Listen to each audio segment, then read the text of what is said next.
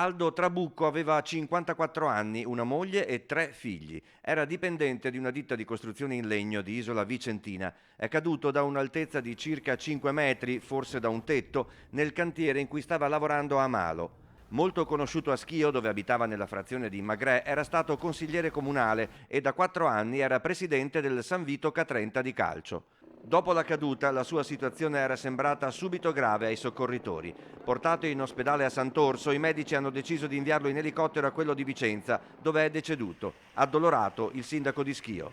Aldo era una persona fantastica, sempre disponibile, pronto a mettersi a disposizione per qualsiasi cosa fosse necessaria, sia per lo sport, che amava tantissimo, sia per il suo lavoro, per la sua famiglia, per il gruppo. È stato tra le prime persone che si sono avvicinate alla costituzione della nostra lista civica nel 2013. È stato consigliere comunale nel nostro primo mandato. Aveva 3 grandi amori: la sua famiglia, il calcio e il lavoro.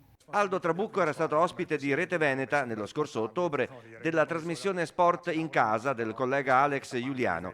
Ecco come con modestia definiva il suo ruolo di presidente di una società di calcio. Già la parola presidente sinceramente non mi piace portarla avanti, ma no per questo, io mi piace più... No, responsabile. Responsabile è già più una parola che mi è più pratica diremmo, no?